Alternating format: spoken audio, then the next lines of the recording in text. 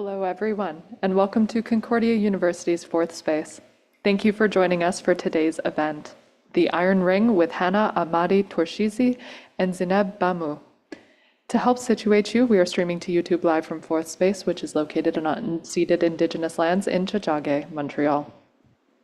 Here at Fourth Space, we work with our university community to mobilize knowledge by co-creating daily activities to examine research questions and projects in development here at the university.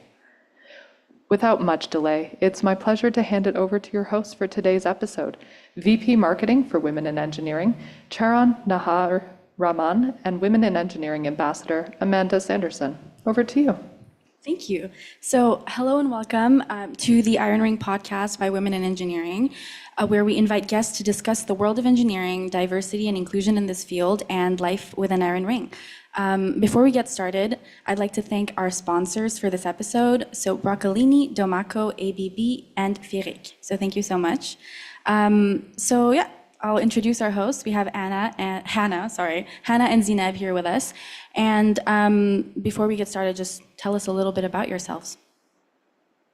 So my name is Zineb. I'm the Director of Marketing for Women Engineering this year. I'm on my third year of engineering, and I started as a software engineer at first, and then I switched to computer engineering because I have more interest in hardware. And I really love women engineering because it gives a platform for women to be to feel inclusive in their program. And so yeah, now I'm gonna pass. Oh, you have a mic, okay. Hi, so I'm Hannah. I'm a fourth-year student in civil engineering at Concordia, and this is my second year with Women in Engineering. My first year, I was Director Outreach for Elementary, and this year I am co-VP of Outreach again. And I joined Women in Engineering, honestly, to find a group of women to support each other. I found it hard at first. For me, my first year was a bit difficult trying to navigate everything. And so I really joined to make friends and find more women in the same field as me. Okay, great. So, you kind of mentioned it, but can you tell us about how you first became curious about engineering itself, and why did you decide to pursue it in university? Was that always your first choice, or something you came to slowly? For me, I was really debating between architecture and civil engineering. I think that happens to a lot of people. That's a bit of the debate. For me, I guess I was really 50-50, so I wasn't too sure on what I wanted to do, but I knew that it had to be one of the two. And so when I talked to my parents, I asked a little bit more because I feel like engineering is a bit trivial sometimes, especially when you're not studying it yet. And so once I asked around to people who are engineers and not necessarily civil engineers, I really found that they truly had a passion for what they do. It sounded so interesting. I think all fields are equally interesting, and I think it opened so many doors. So for me, that was really appealing. I wasn't so sure what I wanted to do, but I knew that having that freedom that comes with having a degree in engineering was something that could really be for me and that I appreciated. Yeah, so for me, I never really wanted to pursue engineering when I was younger, and I think maybe a month before I had to apply to university, I decided that I wanted to do engineering. So when I was in high school, when I was in CEGEP, I always thought that I would pursue a degree in health science, so either biochemistry or biomedical. And then I realized that I felt like the only path you could have with those type of degrees is going into research. And I realized that research was not something that I wanted to do throughout my whole life. And something about my family is that most of my cousins are engineering. Name them all, there's at least someone in one field of engineering. And when I was through at the end of my CEGEP years, they would tell me oh, you should do software, you should do electrical engineering, you should do this. And they were trying to convince me, because I was still confused, because I didn't want to do biomedical, biochem anymore, so I didn't know what to do. And then I asked them separately, what do you do in your job? What do you like about your job? What did you study? And so I had three ideas. So I had either I would go in software engineering, then I would go either in electrical engineering or mechanical engineering. And I applied for university in 2022, where like software was really like romanticized. I don't know if it's kind of weird to say, but everybody would like, we're talking about you should go in computer science, you should do like software engineering, like coding is fun, it's easy, it's like learning a language. So I was like a little bit scared about university, and I heard that coding is easy. And my cousin was in software, so I was like, why not do software? And then I did a year of software, and I realized that software is actually not that easy. First of all, coding is not easy. It's not just like learning a language. And then I was like, and then I saw that I had more interest in hardware, and I thought hardware was really hard. So I was like, if I'm already doing something hard like software, why not do something hard that I like as computer engineering? And that's why now I'm in like computer engineering. Okay, I love that. Very clear. Thank you for both your answers on that. Getting a little more specific though, did you guys face any challenges? I mean, I'm sure you did. Can you guys tell us what those challenges were in either your path, like more specifically, or just throughout your academic career as a woman in engineering? So for me, something that I struggle with was studying, finding what kind of studying I need to do and for what class. Because let's say memorizing things, it's going to be a whole different ball game than learning your formulas and applying them, which is all we do in engineering. So I guess for me it was really learning how I study and how I function. I feel like the workload varies so much from high school, CEGEP to university. And I had a really hard time adjusting for each of those. So I had to find my own time, find my own ways of studying. And so it really set me back at the start, honestly. I found it really, really difficult. And the way I overcame it basically is by trying something and then failing at doing it, trying again and then succeeding, sometimes with a bit more failing in between. So it was really finding that time. I mean, you're in charge. It can be difficult, especially from like CEGEP or high school, where your teachers are so involved in your academic life, to university, where you're in control. You have so much time off, but you have to sit yourself down and say, okay, I'm studying, I'm doing this. And I really struggled, as I said, my first year, and I overcame that. I honestly watched how other people work. I tried to see what works for them and if it would work for me. And honestly, now that I know how to study, I mean, in my fourth year, I'm really grateful that I had these challenges, because without them, I don't think that I would have ever been able to be where I am right now. So for me, studying was definitely the biggest task. Yeah, I feel that too. Like my first semester engineering, I think I didn't fail any classes, but I went from going to have like good grades in CEGEP to having like lower grades in university, and like you had to overcome like how to study, because we went from like biology, chemistry classes in CEGEP to like very core mathematical and also very theoretical courses where you need to understand the theory and then apply the theory, and it's really complex. But also the other thing that I thought was really hard for me is to take place in my classes. So when I have a question, to ask the question. And even now sometimes when I don't understand, I'm like a little bit scared to ask the question. But I think it is really important to tell ourselves that when you're in a big class, most people, like there's always those two people who always answer the questions. So you think everybody understand, but there's like this big majority of people who don't understand. And when you ask this question, when you ask the question, you're also helping other people. So there's no point of feeling stupid. So yeah. That's a great answer, and I agree. And I think something that Women in Engineering has done for all of us is make us realize we're not alone in these things. Because, you know, me too, I had that where I thought, oh, I must be the only one in this class who's not understanding what's going on, but that's not true. And so, speaking of women in engineering, all of us at this table are involved with WIE in certain capacities. And so I wanted to ask, talk a bit more about women in engineering and your role within WIE, so what you do.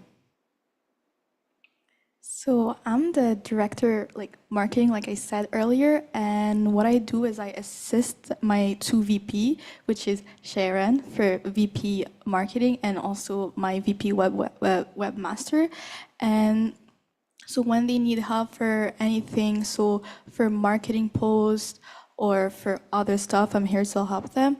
But also I take care of our TikTok account, and I really enjoy taking care of it because it gives a platform for the girls in women engineering to express themselves if they want to. Like right now, I'm currently working to film more TikToks, and I think that's really fun to be able to not like express ourselves, but also like show to other people and try to build a community throughout our post. I actually love your TikToks. I think they're a great part of WE. If you guys haven't watched them, you definitely should. It's such an interesting way of putting ourselves out there. I feel like a lot of people don't know about WE, so it's really fun to see little fun parts that you do on TikTok. For me, I am, as I said earlier, the co-VP for Outreach. So what the Outreach team does, we have a director for elementary, high school, and CEGEP, and we host events at said schools. For elementary, it's more like workshops, introducing them to science and engineering, very loosely, but very fun. And then for high school and CEGEP, we do a bit more of case comps, get them even more involved, give them a little taste for engineering, and it's very fun. It's a way to kind of develop that engineering fiber. As I said, it can be very trivial, especially at young ages. You don't know. When I ask, actually, every presentation I ask, do you guys know what engineering is? And I get all kinds of answers. And so it's fun to give them a little idea, a little taste for it. I'm also in charge of the mentorship program. So for that, we pair a CEGEP student to a engineering student in whatever field they want, and they get to shadow the engineering students, ask their questions, and it's a great way to introduce them once again to the school, to the program, to student life. And for me, it's so important because that's something I wish I was aware of, or that I wish I had. As I said, I had no idea what I wanted to do, and I had to by myself go and ask people I knew who were engineers, what do you do and what does your day look like? And so it's kind of like giving back, or in a sense, doing something for others that I wish I had for myself. And I love to see it help people, especially the mentorship program. It really gives CEGEP students an idea of what we do here and what it's like, so yeah. Okay, perfect. I think you kind of just answered my next question, which is why is outreach important to you? I mean, I think it was very clear what you said. I do have a follow-up question on that though. Have you ever been reached out to, or was there an incident where someone reaching out to you had a positive effect on you and that's what brought you to here also?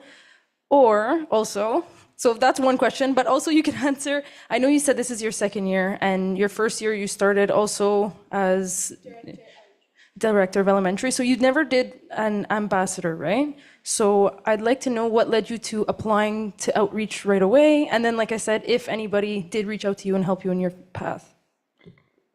That's a good question.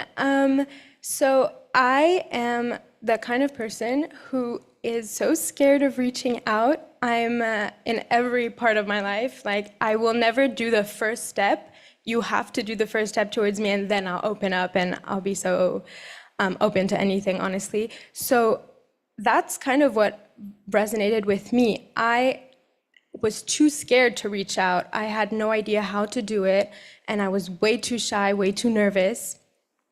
And I realized in my first year, I was like, it's not that I'm alone, but I'm scared to reach out. I'm scared to ask someone for help. And honestly, I have no idea what I'm doing. I'm in university, the teachers, they're here, they come, they present their course, their lecture, and then they leave.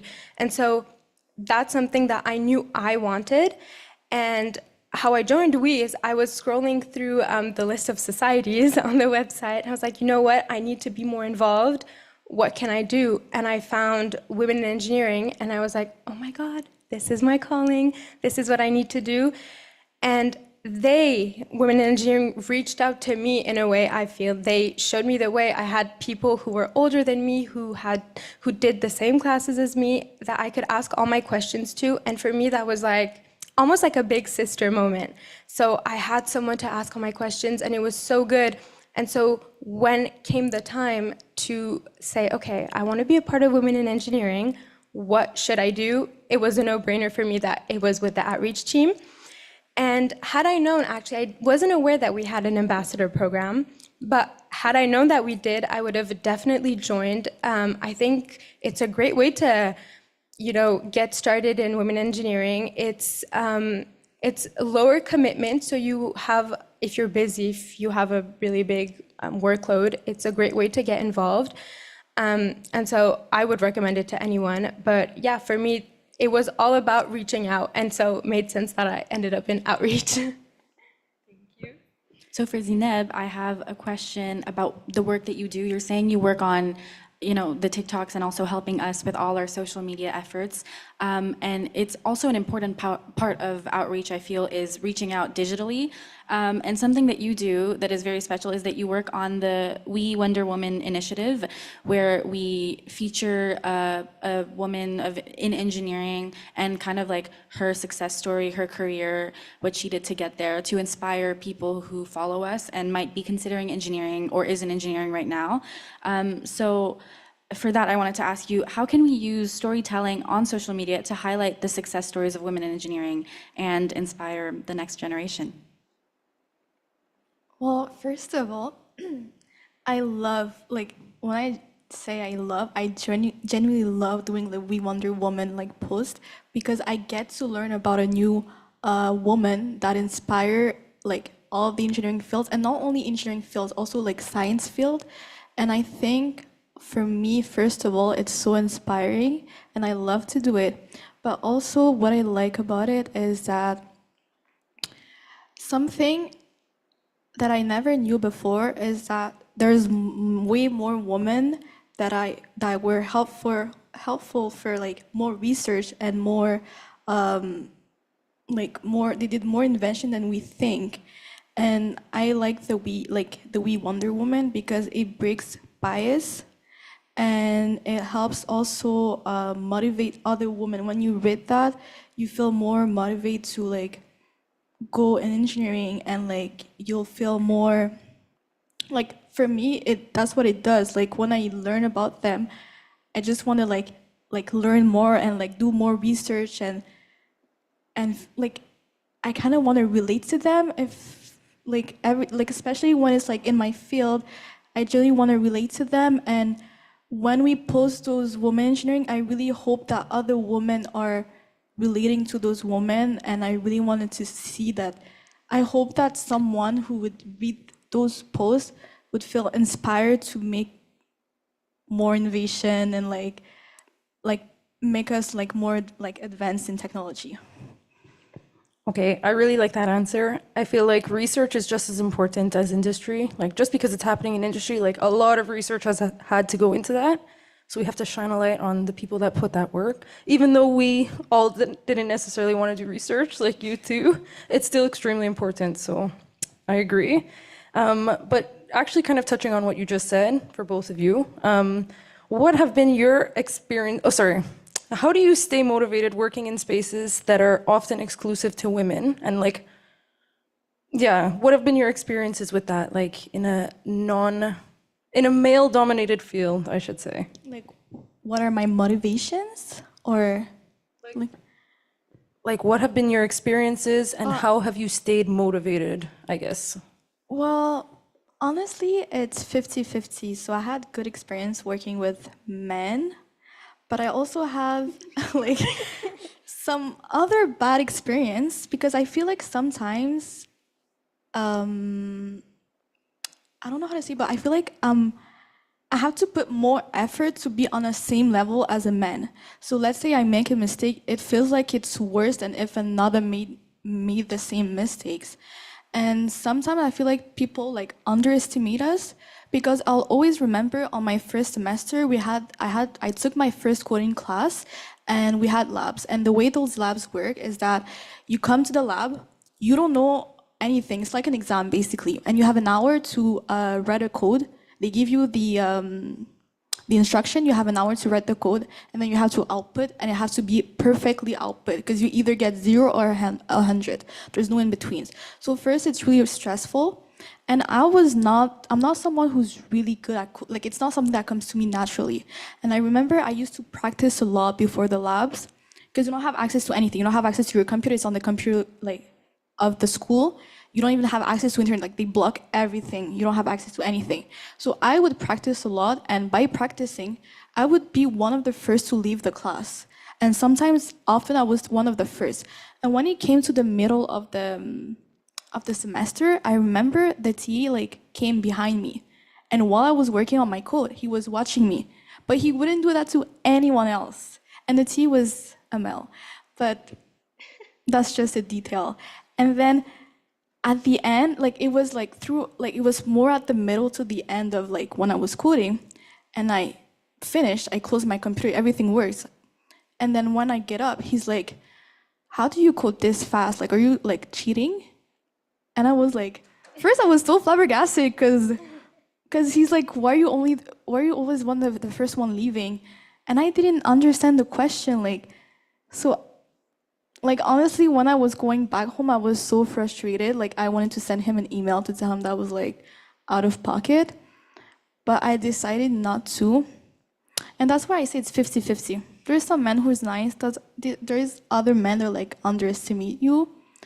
But what keeps me motivated to, like, continue and working what I'm doing is that I keep telling myself that I have this amazing opportunity to be studying and to have the knowledge to pursue a really hard career.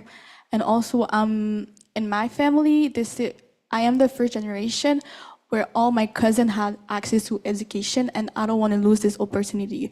So I don't want a man to make me feel less bad when we have the same knowledge, when we have the same opportunity. So yeah. Oh boy, oh boy, do I have an answer for this. So for me, I remember my first group project at Concordia. I'd say kind of excited, like this is fun. I get to work with other people, and I get teamed up with these two guys. And I know right off the bat, I know that it can be a little tricky sometimes because I'd had heard the stories, I had heard the stereotypes. So I was attending this class religiously. I really enjoyed this class, and so I knew exactly what the project was, what we had to do. And I remember every time we were working on this project, everything I said right over their head. It was like I was talking to a wall. Everything I said was like, okay. And then they would talk together, and it was so frustrating. And I remember that first day I came home and I cried to my parents. I couldn't understand it. It had never happened to me. I had never been put in a situation like that. And I cried, and it was my parents who had to give me that pep talk and to tell me, you're just as much in a position to be here than they are. You know just as much as they do, and maybe more, because I was attending the classes. And I remember I would tell them, no, like the teacher wants this, and they would brush me off, and it was so frustrating. And so for me, it was words of encouragement from my parents, from my peers, my friends, and people who had gone through the exact same experiences. When I would talk to women who I know that now are engineers, they would kind of laugh and tell me, you're in for a treat. Like, that's kind of how it is sometimes, but you have to push through. You have to put your foot down sometimes, and that can be scary because you know that sometimes putting your foot down with a group of men can bring up a few names. It can be called a few things that aren't true or nice. And that is really daunting. That is really scary. And you never want to be in that situation. But I remember that I kept pushing. And sometimes I need to remind myself that, as we know, there's a lot more men in our field, in our classes. And for me, it often felt like a boys' club. And the guys would automatically group together. I mean, there are so many of them. and they could help each other out in a way that I was worried I couldn't do because I couldn't find that many girls in my classes. I couldn't find that many friends that were struggling with the same things that I was. And so once you figure that out and you can kind of detach yourself from the idea that I'm not good enough, I'm not as good as them, they know more, you have to push through and you have to prove yourself. And that can be hard as a woman because I feel like I'm constantly trying to prove myself to people and to show my worth, to show my my skills, and they're sometimes undermined. And so it was an awakening for me when I realized that, no, this is kind of a boys' club, but it doesn't mean that there isn't space for me, because there is, and it's up to me to really find my place here and to kind of take control of the narrative a little bit. I very much agree. Oh, did you have something else to say? I just wanted to say that the proving part is so real. Like, I feel like you always have to over-explain yourself. And sometimes you would say something and everybody's gonna ignore you, but when a man says it, everybody praise him. So yeah, it's real. It is real. That's basically what I wanted to add. Like with my own experiences being in more male-dominated spaces, which at the beginning you're not that comfortable with because the world is, you know, half women, half men. You go to school, it's half guys, half girls. And then you know, at least for me, then I got to university and suddenly I'm in a lab and it's all guys. And it's not just one lab, it's another one and another one. And so it can be really frustrating. And so both your experiences that you shared individually, I've had similar things happen to both of those. So that's interesting. And hopefully that doesn't keep happening for other people. But I liked what you said, Hannah, about just having people who went through it before you to kind of tell you, like, this is unfortunately normal and you're going to be fine. And so to that point, I wanted to ask, what has your experience been with mentorship, both as a mentee and a mentor in navigating STEM careers, especially because you do oversee the mentorship program? So I found out through going to schools and basically I had to kind of sell the mentorship program and entice the students to join. I realized how knowledgeable these girls are and how worried they also are about the whole process, the whole dynamic of being surrounded by guys. And so I found it really, really, I mean, I don't have words. I found it extraordinary to be sitting in front of these students and to see that they have so much potential and they're worried. They're talking to me about their fears. And because that's what I do a lot. I let them ask all their questions and I answer as like a mini intro to the mentorship program. I give them my 2 cents. And they were so worried. They were so worried. And oh, but I don't think I'm good enough. I don't think I'm not good at physics. I'm not good at science. I'm okay at math, but I'm not good enough. And I remember sitting there and being like, I was in your shoes a few years ago. I know exactly how you feel. And you could not be farther from the truth. You know just as much as anyone, just as much as any guy. And you can do this. You learn everything in university, and that's always what I tell them. You learn everything in school.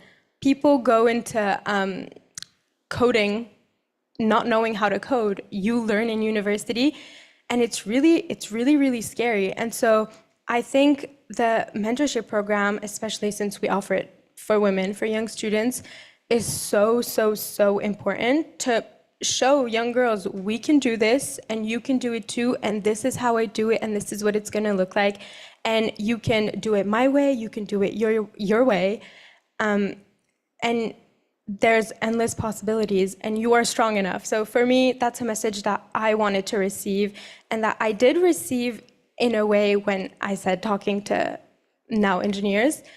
They gave me that mentorship. And so I think it's even more amazing that we get to do it in a school environment because, I mean, those are the founding years for your engineering career. So yeah, that was basically what really spoke to me about the mentorship program. Well, I really like your answer. And I think, especially now, like we're talking about women in engineering, there's a lot of like imposter syndrome going around. I'm sure all of us have suffered from it at one point.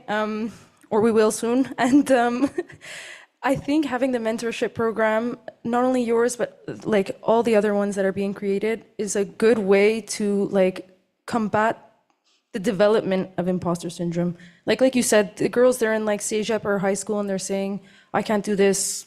How would you know? Literally, how would you know? You're just being like, you're not either them, not you're, they're just suffering from imposter syndrome or the beginning of it. So I really like your initiatives with the mentor-mentee. And I know this question is, like you answered it well, but I was wondering, Zineb, are you a mentor? Have you been a mentee? What are your experience about that? Let us know. I was a mentor, but not with women engineering. I was a mentor when I was in CEGEP.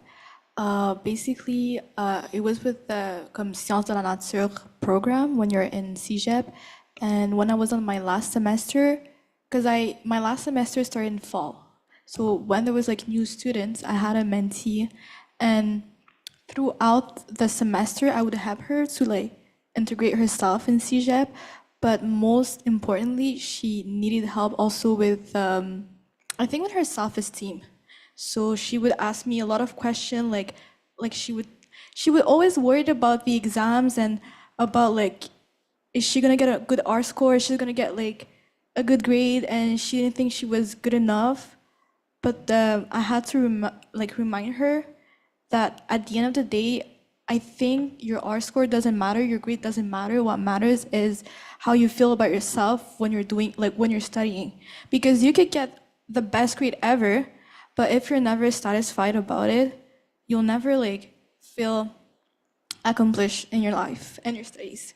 So yeah, that was my only mentor moment, but not with women engineering. Exactly. And at the end of the day, Cs get degrees, right? So it's just about if you're continuing to put effort and if you want to be where you are. So I agree with that.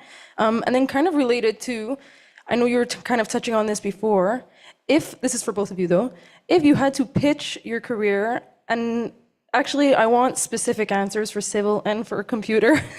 If you had to pitch your engineering like career or degree, how would you do it as like a mentor to a mentee or to somebody who doesn't really know anything? I think I need to like think about it. It is a tough question to answer. But I think what I would say is kind of, So I would say, you live your life, you see things around you, you see bridges, you see streets, you see a building, you see a house, you see so many things, and you never think about it. Like, you don't think, oh, how did this building get here? How did this happen? How did this bridge, who conceptualized this bridge? Like, what's going on? Why is it not falling? And I think that's the fun part about, for me, civil engineering, is you kind of get the insider scoop, I like to say, about buildings, about your city. You're seeing, I just had a site tour with Broccolini for a building not too far on Sherbrooke, and I thought it was so interesting. I got to see kind of the bones of the building, and then I get to walk around in the future and say, oh, I know exactly what happened in this building. I know how it's here. And I think it is such a privilege to be able to do that, to understand how structures work, how foundations work, how bridges are built, and everything that goes into it. And so that would be my selling point, is you walk around, you get to experience life in a new way. I look at buildings in a completely different way. High school me would be a bit confused at present me. But you notice things every day because you're in a building every day, you're on a street every day, on a bridge. And I notice these things, and I feel like they enrich my life a little. And so that's what I love about civil engineering. And it's a lot of hard work, but it pays off. There's no greater feeling than leaving, let's say, your final for a class and being like, okay, I've passed this class, we're moving another step, we're getting there. So I find it so gratifying, honestly, and that's something that I was looking for, and I'm sure that a lot of people are looking for. You want to feel proud of yourself, you want to feel like you're accomplishing something, and engineering is very hands-on. And so for me, those were really important, and that's what I would tell someone who's asking me, why civil engineering? I would say, you get a new outlook on things, a new perspective, and you're so involved, and you're involved in your city in a way, which is so important in your everyday life. So yeah, that's what I would say. I think I would start the same way, but with computers. So, like, it's so interesting to know what's happening in your computer, but also what's happening through the software to the hardware. So when you're opening like a software, anything like Word, PowerPoint, anything, and then you get to see the process from when you open the software, and then you see like how it can be implemented with coding, but then the computer doesn't understand when you're coding. When you're coding with Java, when you're coding with C++, the computer doesn't understand anything. Then you need to have something that would like convert this programming, and that's when assembly language comes in, because this is very low level like programming, and that's, I could say, like almost the last step, because computer doesn't understand assembly language too. They need binary numbers, and like to see like the process, how it works, it's so interesting. And also I think computer engineering is very versatile as a program, because you can work like very high end and do a lot of software as much as you can do like very like hardware, but the hardware can be found everywhere. You could do it like even like in hospitals, you could work in biomedical field, you can build MRI, you could build so many like robots, but you can also cut them. Like there's so many things you can do, and it's so fun, honestly, to be able to touch everything. But also what I want to add is that I think computer engineering is very creative. So if you want to build stuff, but you also like, you could, what I like about it is that when you're coding, you get your output directly after. So you get to see if it's not working, you get to see where it's not working, you try to figure it out. It's like a puzzle, but at the same time, you're like using your creativity to build stuff. And it's the same thing for like hardware. When you're building a circuit, you use like creativity to be able to build the software or the hardware, but you also try to improve it all the time. And I remember one girl who was in my first coding class when I was still in software, and she told me like she chose like software engineering because she because she was really creative and she loved to draw and she loved it. And she felt like this career was a way for her to keep that creativity. And I think it's like, especially when you do web developments, like you get to see the output directly, especially if you do like UI, UX. So I think that's how I would sell it. It's like a game a little bit, it's like puzzles, but at the same time you get to be creative. So yeah. Well, you've pitched me. I'm switching majors. Actually, I feel like you really pitched me.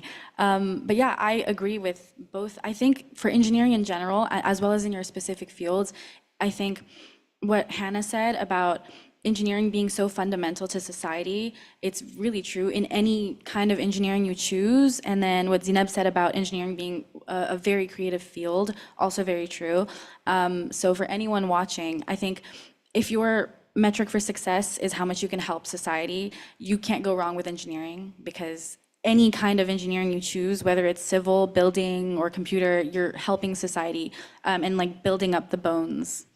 So yeah, those are really great answers. And speaking of creativity, I wanted to ask you guys this question because I have an answer for it. So the question is, if you could interview someone on the next Iron Ring podcast, and the guest could be living or dead, which guest would you want to interview and why? And I'll start with my answer, because yeah, I have an answer. So for me, it would be Mae Jemison, who is a NASA astronaut, but also so many other things. She like dances, she does ballet, she did like a double major in African American studies and engineering, and I think she's also a doctor, but I might be getting that part wrong. But she's like a lot of things, and so very cool, and kind of shows the versatility of engineering and engineers. So that would be my answer, but I'm very curious to know your answers on this question. I think I have two answers. I think the obvious choice, but the best one in my opinion, Mrs. Gina Cody. She is our icon. Any woman in Concordia, she is our queen. I think I mean, you know, I just sat here and told you about my issues I had with men. I cannot imagine hers being, if I'm not mistaken, the first woman with a PhD in building engineering at Concordia. That is an incredible achievement. That is it's the dream I think any one of us could strive for. It's she really made, like, she's inspiring. There's so many words I can use, but she's truly inspiring, truly an icon, and I would love to ask her, not necessarily like, oh, how did you do it? Was it a lot of work? Was it hard? I think I would really want to know what pushed her. I was defeated after my group project. How did she do it? How did she push through that? And, you know, at the end of the day, what is she most proud of? I think that is my biggest question. She's accomplished so much, so I would love to know the answer to that. And I think someone else I would like to interview. So I see her a lot on TikTok, and she is the one who gave me a little taste for engineering. Her name is Lean the Engineer on TikTok. You've seen her, yeah. She is so amazing. So for me, okay, something that I struggle with a lot, I'm a bit of a girly girl in general. I like being a girl. I love so many things, and sometimes I feel like people judge me for it, especially in class, or people who are older than me, and they kind of look at me, and when I say I'm in engineering, they're in shock, and it's a struggle for me. It's always been a struggle for me, because you're kind of sitting there and being like, well, do I not look like an engineer? What's going on? And she was my inspiration. She is a civil engineer, like me, one day. And she shows her life, she shows her struggles, and she is not afraid to be a woman on the field, and she shows that. And I would love to sit with her, or I would love to watch you sit with her and ask her all these questions to get to know more, because it's a woman in action. That is what she does every day, and that is her platform. And she's also a mother, so to see how she juggles everything for me would be really, really interesting. Yeah.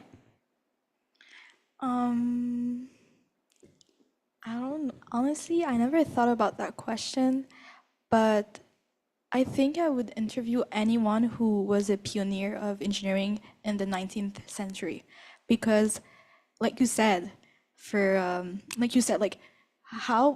was the only woman in a male-dominated field. How do you go from having like this stereotype life that you have to stay at home, not pursue a career, nothing, and then you decide that you want to invent something? Like, I want to understand what are your motivation? How do you think to be able to just decide that today I want to invent something, especially in a world where at that moment it was not like something normal? And also how, like, those are the questions I'm asking myself. Like, also, like, how did you get to invent this? How did you get to like discover new thing when there were like nothing before? Because let's say the first ever program that was created, people say it's a program, but I think it's more like an algorithm. And how did you create that when there was no computer? Like, I don't understand. Margaret, like Hamilton, like the one who, she's known because she made it possible to lend, forgot the word, une fusée in English. Yes, thank you. Like, she was Margaret, yeah. Yeah, rocket, exactly, yeah. Like, she was the one who, she wasn't the only one, but she created she developed a code that was able to, it's because at that time when you were coding something, there was like, it was iterating from, like, let's say you have step 1, step 2, step 3, but then she like created a code that was like, you were able to prioritize like what's more important at that moment. So, and she's the one who created like software engineering, because before her there was no such thing as software engineering. And I want to try to understand, like, how do you create something when there's like nothing before? And that's what really like that's what tickles my mind all the time. Like I need to know. Yeah. I really like that. I also have an answer, but before I want to touch on what you said about Gina Cody. I would love to interview her too, because like not only was she like one of the first women to get a PhD in engineering, I'm sure like in Canada, but here in Montreal at Concordia too. So it's like the path is so specific and really related to ours. Like I just find that really cool. And like we have our difficulties right now, like being in a field which is like male dominated. So there's still like quite some women, but imagine in a field where you're literally the only woman. Like I find that crazy, and I'd love to hear like her experiences with that. And then my other person would be also a NASA astronaut and also someone who's on TikTok, Instagram. Her name is Kelly I don't know how to say her last name, Geriardi. Yeah, she's like, I love her. Like right now she's going through like a fertility treatment and stuff like that. And she's like obviously gotten a lot of like, I don't know, stigmas around her being a woman in engineering, in science, like as an astronaut and trying for babies and blah, blah. So she's like really trying to be open and like, I don't know. I just really like it, like really trying to show like the different things that women have to go through. And still having her career as an engineer, as a scientist in a male-dominated field. I really like that. So I like all your answers. I love Gina Cody, and I think we're all on the same track here. Did you have any other comment too? Yeah, but like she's so open about her life, but people are so mean. Like I remember she posted a TikTok about like she's struggling with infertility, and like someone commented and they were like, well, too bad, it's your fault. You lost, like you wasted your time in your 20s. Yeah. But like, what about all the knowledge she brought to the world? What about her career? Because as a woman, your life isn't only about like your family and like creating a family. It is a big aspect if you want it to be, but your career is as much important if you want it to be, obviously. So I don't understand like why there's still this like the stigma in 2025. Like you could be a mom and you could be also very you could have a very like important career. Exactly. Like why do we have to choose one or the other? I think that's what she's trying to shed on light on, that you really don't. And like I really like to see that, because like especially doing your schooling in engineering, I feel like my life seems like that. So it feels nice to see that there's somebody there like to show that like it's not just your career. You can do both. You just have to put the effort for it, right? So that's very nice. Okay. Did anybody else have any other comments about that? Okay. Now we're kind of like switching the topic back to school a bit and like engineering at school. This is a general question. I think we touched about it before with your labs and stuff like that. But if you had to say specifically, what is your favorite class in your engineering degree and why? And give us the details. I want to know why. I think that would be SOEN 228, which is system hardware for software engineering. And although I learned so much more, like now with my computer engineering degree, I learned way more than what I've learned in this class. And I've learned things that are more interested in other classes.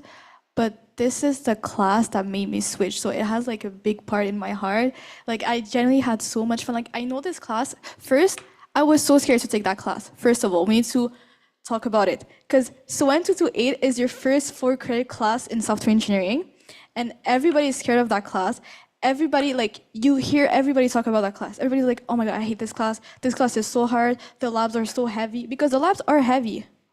But I was so scared because my issue in life is that when I hear someone to say this is hard, my brain blocks.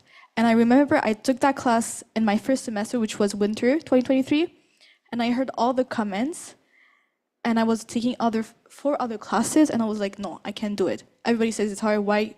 I wouldn't be able to do it anyway. So I dropped the class before the DNE deadline, took it in summer, and it was, I think, one of the most fun classes I had, especially the labs, because the labs, you had your first lab, like it wasn't like each lab you come and you have a new experiment. You were building on the same thing all the time. And I had so much fun that I would come before the lab because we had access to the code. I would come before the labs and I would debug my breadboard and I would make sure that it would work and I would try to like make it better. And yeah, I think that's my favorite class just because it gave me the confidence first to switch. It made me realize that I'm smart enough, like that I shouldn't just listen to everybody. And yeah, that's my favorite class. For me, I would have to say I don't remember exactly the number. I think it's my first semester I took this class, and it was I think like Civi 212, something like that. It's a like technical drawing class. Oh my goodness. I fell in love. I would come to class every day, sit front row, and I was like this doe-eyed because I was so excited. I thought it was so fun. It's kind of a break from all the math because you get to draw a little bit. You use AutoCAD, which is an important moment for an engineer, your first time using AutoCAD. And so I absolutely loved it. It's the best class I've ever taken. I think because, as I said, I was hesitating between civil engineering and architecture. And to me, this was like the closest I could get to joining those two fields together. And I do love drawing, so it was really interesting. And I think it's there's a few classes you get, especially in your first few years studying in engineering, where you get to take a moment and kind of imagine yourself on the field during your job on a normal day. And it's a break from all the math, the physics, and all that stuff. And so for me, it was like my class was a break from all that. And it was encouraging because I loved it. And it's what allowed me to project myself later on and give me confidence because I knew that, okay, I can do this. This is a more field-specific class. And I love it, so I can't wait to graduate and then do that in real life. So yeah. That's lovely. I think both of the classes you talked about are classes that give you confidence to continue. And so that's also a common theme for me. And I think for me, it was also my drawing/manufacturing classes. So yeah, that tracks. We have about 5 minutes left. So I think I'll do one question and Amanda can finish off. So I'd just like to ask you guys about, what was I saying? Oh, yes. So we've talked a bit about the challenges of being a woman in engineering. And so I wanted to finish on a positive note because there are positive aspects too. Is there something positive that stands out in your experience being a woman in engineering, something that might, give you a head start or something that makes you see things differently that is an advantage for you? I think as women engineering, we have this community. So I feel like men don't have that. But I feel like there's always someone who relates to you. There's always someone who's gonna help you. Honestly, I met wonderful women, like in my classes. I met wonderful women in women engineering too. And to me, honestly, before women engineering, I was so lost. And like you said, honestly, I didn't made a lot of friends before women engineering, honestly. And having this community that I think men don't have. Yes, they're always together. They don't have the same bonding that we have because we come. I was gonna say we're bonding, like trauma bonding, but that's not it. But it's like we come from the same struggle and we have the same end goal at the end. So there is this community at school, first of all, in your classes in women engineering, but also in the whole world. So like you said, there's so many inspiring women on TikToks. You relate to them. Honestly, I was talking to one of my teacher and I told her I was in women engineering and she told me that she was amazed about what we were doing. She loved women engineering and having the support is something that men don't have in the field. And that's not only engineering, it's also like any STEM field. And that's my favorite part about being a woman in engineering. I couldn't have said that better, honestly. It's the exact same thing for me. I think we talk a lot about the setbacks of being a woman and feeling alone and things like that, but there is such joy and pride in looking at another woman in engineering. I mean, looking at you and we know exactly what the other is going through. If I haven't been there, I will be there, and someone else probably has been already and multiple times. And it is so interesting that I can sit with any woman at Concordia right now in engineering, and we could bond and talk and have that in common, because I mean, again, the trauma bonds. It's a little extreme, but I mean, at the end of the day, that's kind of what it is. We get to share our experience, and we are people who feel deeply. These things affect us. Being singled out in a class, that really affects us. And we struggle so much before being in school on how we're perceived, the expectations people have of us, and now being in engineering, it is so difficult to juggle all that. And so for me, again, as you said, it's the sense of community. I think it is unmatched, and it's gratifying. It's what helps you get through. It's what makes you pull through, because without women supporting you, I don't even know how. I don't even think I would be here. I don't even think I would have the strength or the confidence at all to be here. And seeing women, everyone gets to be your role model because you respect their struggle and you respect everything they've done before you. So, yeah. I like both of those answers, like I did for the rest of them.